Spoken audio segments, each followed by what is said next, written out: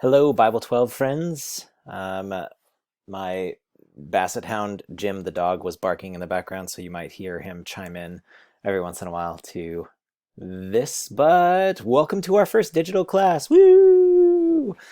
Insert rap air horn sound. So if you haven't figured it out yet, which you probably did figure this out already because you're watching this video, the lesson plan is posted under announcements 3/18/2020. And you probably clicked a link that will appear here after this thing's uploaded. But if you haven't done it yet, the way that I'm going to take attendance for each class is by making sure that you've done the warm-up. The warm-up will probably be posted right around the start time of class, maybe a little earlier than class's start time. And so make sure that you've done that warm-up. I think actually the last time that we were together last Friday, I walked you through how to do the chapter summary notes. And so that's actually your warm-up for today is make sure to read one of those summaries, either Brendan Swart or David Serrano's old chapter summary on chapter 4, and highlight 3 main points that stand out to you. Make sure you put a star next to whatever you think is the thesis, and then resubmit that back to Canvas. If you have any questions, email me, you shoot me a iMessage text thing. I'll be available to answer those questions.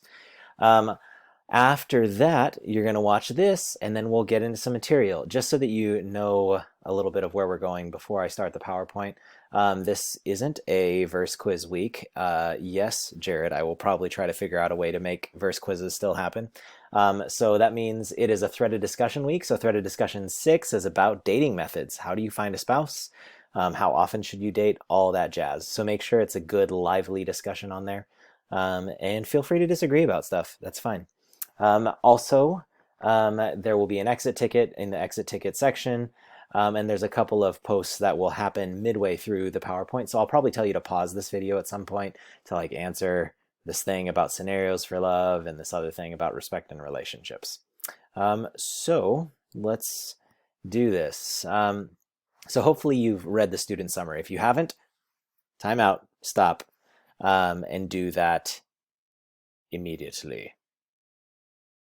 But now that you've done that, you've probably gotten a good idea of what this chapter is all about. And so you'll know that there's really 2 options for the ways that people usually look at the relationship between love and marriage. And the first is that love helps us to be good at marriage, which if you think about most of the marriage self-help books, that's what it's all about, how to have a good marriage and be good at being married. But Gary Thomas's book, we know that the thesis is that marriage was not created to make us happy, but to make us, I hope you just said holy out loud by yourself at your house and everyone thinks you're crazy. So marriage helps us to be good at love, because love is part of holiness. And so it's not necessarily that love helps us with marriage, but rather it's that marriage helps us in our desire to learn how to love. So if that's the case, the primary relationship, and you'll notice that each of the chapters has this thesis. If you've already started working on your chapter summary, you'll notice this. Your chapter probably had some sort of thesis like marriage teaches us to blank, some sort of something that marriage teaches you to do. So chapter 3 or chapter 4 is marriage teaches us how to love. And thus far, you've been doing some work on putting some of this stuff in your brain, right? If I speak in the tongues of men or angels, but do not have love, I'm only a resounding gong or clanging cymbal. All of this stuff, you know that love is central to what it means, I guess, just to be human, to be a follower of Jesus.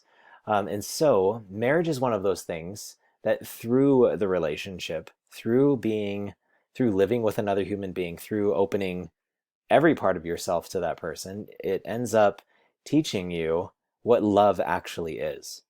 Because if you think about it, when we start in a relationship, in a romantic relationship, our assumption is that love is the thing that gives us the feels. Love is the thing that makes us feel butterflies inside. But love, as Paul defines it, as he works through this stuff in 1 Corinthians 13, is a lot of stuff that doesn't seem very associated with the butterflies. If we look at just verses 4 through 8, patience, kindness, not envying, not boasting or bragging, not being proud, not being rude or dishonoring, not being self-seeking, not being easily angered, not keeping records of wrong, not delighting in evil, rejoicing in the truth, protecting, trusting, hoping, persevering, and not failing. Like all of these things that marriage does for us, um, or that are supposed to be aspects of love, marriage gives us an opportunity to learn these things. So, for example, love is patient. Marriage puts us in a situation where we live with another human being long enough, and we open ourselves up to that human being long enough that we end up being put in situations where we might lose our patience. And guess what? Like we then learn how to love because we learn how to be patient, right? Maybe there's going to be times in a relationship where you might feel envious of your spouse, or you might feel possessive, or you might start to act rude. Marriage gives us an opportunity to learn to not do those things, right? It gives us an opportunity to not um, dishonor, to not be about yourself, to not get easily angered. And so what I'm going to have you guys do right now is I actually want you to think through like what you assume and know of marriage. And there's an assignment posted in the assignment section, and then it's assignments, homework / classwork, and it's called 3 Scenarios for Love. And I want you to write out 3 imaginary scenarios that you think could happen in a marriage, in a household, that can teach a person one or more of these aspects of love, right? So I kind of gave that example of patience. Like, what is something that a spouse could do that could try a person's patience that would force their spouse to become more patient, and then teaching them how to love? So come up with 3 different scenarios, and each of them have them like teach a different aspect of love. That's going to be a text entry thing, I think. So pause this video and do that right now. Okay. After that, um, I have another assignment that's going to kind of like lead into the next chapter, which is on respect. And so um, you'll notice that a lot of these things that are in like how marriage teaches us to love will naturally flow into what it means for us to respect someone. So just to kind of get those gears turning, I want you to think, what are some ways that respect is important in your relationships? Like when you think about like your friendships, your family relationships, what are some ways that respect is a big deal in those relationships? So give at least 2 reasons or ways that respect is really important in those relationships, and make sure you're not just like being cheap and brief. After you've done your post, make sure that you take a chance to look at your classmates' posts. If you're the first one, hooray, you win. Maybe revisit and go back. But like the answers that resonate with your experience. So if someone's like, in my relationships, respect is important because, I don't know, arm wrestling is good and you might break your elbow. That's a really terrible answer. But if that resonates with your experience, then like it. Cool. Pause. Do that now. All right. After you've paused and done that, seriously, if you didn't pause, go do that now. I want you to think about your response. And when you thought about why respect is important in your relationships, I want you to, this is like a little heart check for you.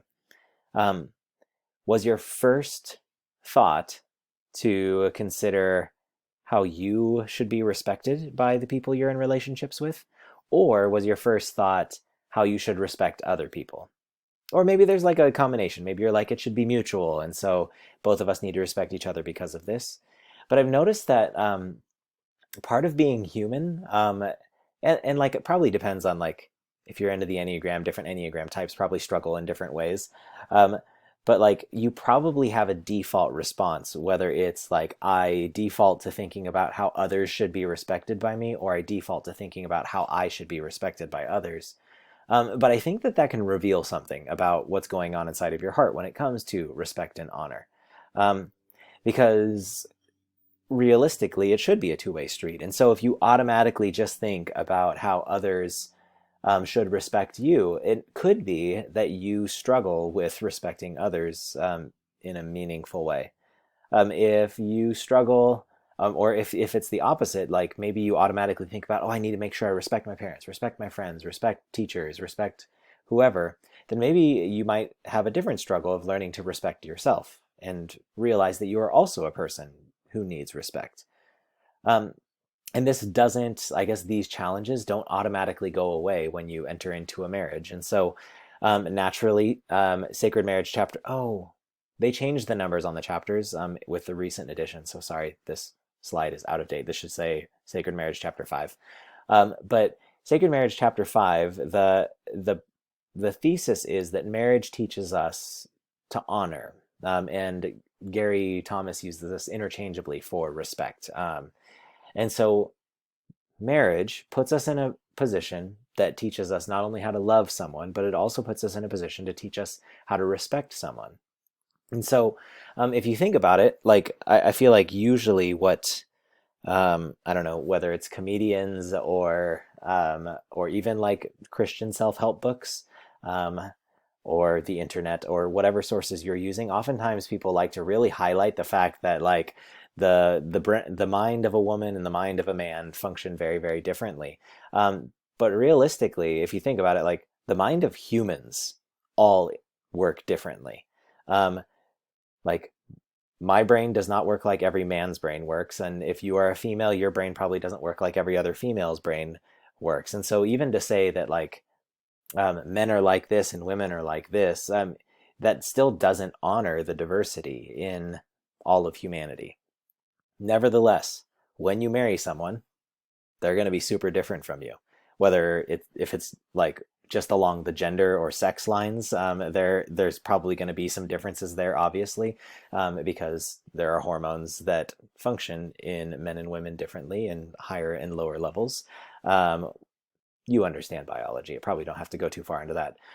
But you also were raised in different houses. You might have come from different cultures. You might have come from a different socioeconomic status. You might have come from a different town with a different type of slang and a different set of values. And so every person has differences. And the more you get to know a person, the more you realize that some of those differences can be annoying. Some of you, like, some of you are going to go off to college next year, if colleges ever reopen. Some of you guys are going off to colleges next year, and in those colleges, you'll probably have a roommate. And odds are, like, what ends up happening all the time is usually right away, like the first couple of days, especially if you're an optimist, you can think like, oh, cool, my roommate is super cool. We're going to get along. We'll be best friends. But give it about like 4 or 5 weeks and you get to know the person.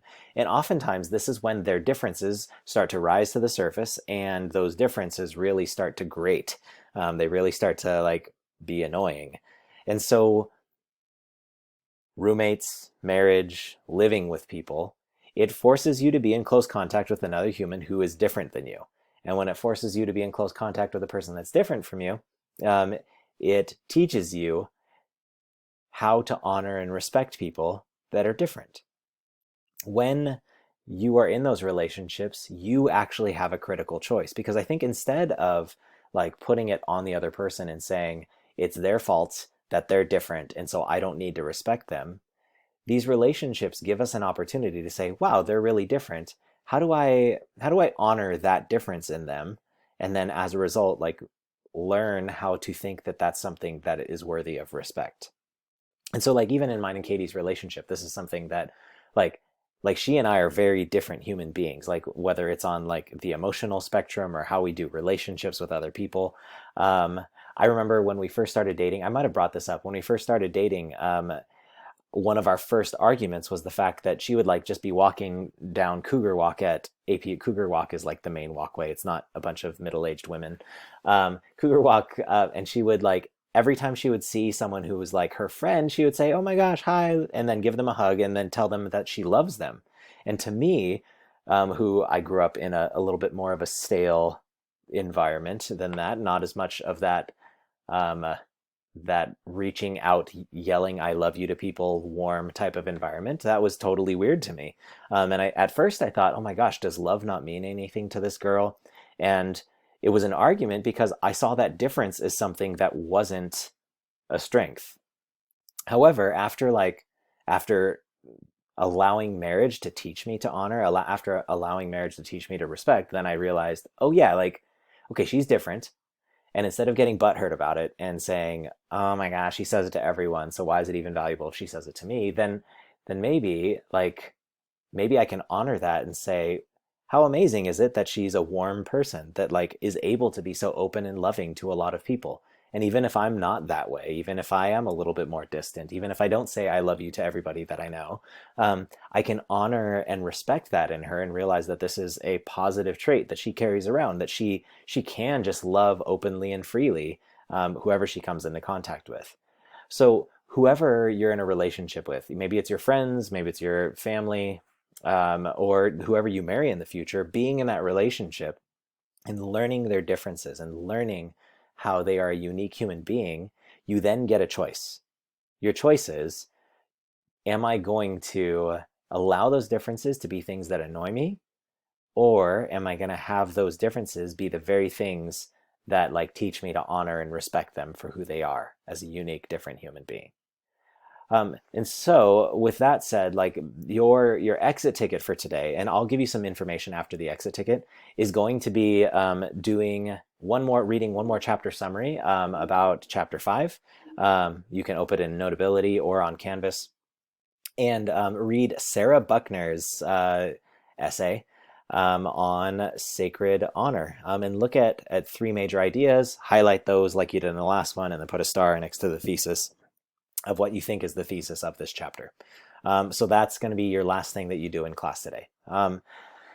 However, before you do that, I have a challenge for you. One of the things that Gary Thomas pulls from in this chapter is he says that honor not expressed is not honor. Like, think about like honor roll. Like if you honor roll is like when you make a certain GPA and then you get recognized for making that GPA.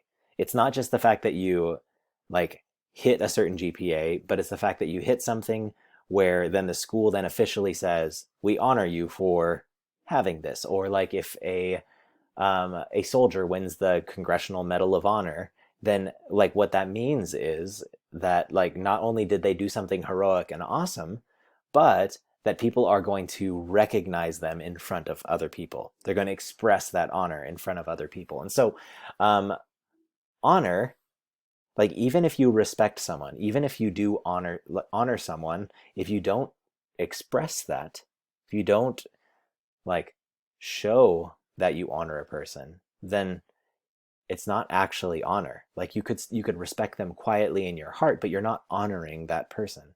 Part of honor is making sure that that person knows that you have that respect and that admiration for them. And so my challenge to you, this is totally ungraded, but like this is the growing as a human being thing that you ought to do. Especially since you probably have a lot more free time, I dare you to write a letter or send an email or send a text to someone that you want to honor. Someone that you look up to, someone that you think is impressive because of something that they do, someone that like you admire. And I want you to send them a letter or write a letter to them, send them an email or send a text to them, and just tell them that you honor them and tell them why you honor them, right? Why you think they're valuable. So whether it's like grandma or mom or some mentor in your life, or maybe it's like someone who's been a really good friend in your life, like actually take a moment right now to write some sort of honoring note to them. So that's the challenge. And then let me give you a quick orientation on what to expect Friday. So Friday is a flex day, which means that there won't be a warm-up, there won't be an exit ticket. It's just going to be make sure you're doing work, and I'll be available via email and iMessage all day. So if you need anything, I can respond to you. But Friday is going to be independent work time on 3 specific things. One of them is working on your marriage projects. So if you've noticed, you're not sitting right next to your marriage partner right now. And so you're going to have to take a little bit of initiative to actually have some conversation. All of you have iPads, and iPads have this thing called FaceTime. Theoretically, you should be able to connect with your marriage project partner just to talk through the journal prompt really quick. And then remember, each of you individually writes journal 1. So if you haven't already talked about how you guys quote unquote fictionally met, we haven't talked about your Myers-Briggs, haven't talked about your love languages, set up a time where you two can FaceTime each other and talk about those things really quick for your project. Also on Friday, I'll give you some other things that involve like wedding planning. And I know it sounds super weird that you're going to be doing wedding planning with someone, but it's really about seeing how expensive weddings can be. And so I'll send you some resources on Friday attached to a video kind of like this. So make sure you connect with your marriage partner. Um, if nothing else, you all have school email, and it's really easy to figure out a person's school email. It should already be in your email app. So make sure you connect with them and talk with them about the project. And then also, I think I've only gotten two chapter summaries. I've gotten Elijah's and I've gotten Sarah's, obviously, because you're going to read that today. So if I haven't gotten your chapter summary, submit them to me digitally, meaning send them to me via email or put them up on Canvas. Um, because since I have to distribute them digitally, naturally, you shouldn't uh, print out a copy of it. And then last, yes, it's a threaded discussion week, so make sure that that gets done by Friday. So if you do all those things by Friday, I think you guys will be good. I think that's all I have for you if you do all of those assignments. Um, I'll be popping onto Canvas conferences at 12:15. So I'll have it open so you can join the conference if you want to. If you want to do some live Q&A or just see my live responsive face and hear from your other classmates, hop in to that conference when I open it up at 12:15. All right, guys, have a wonderful rest of your day.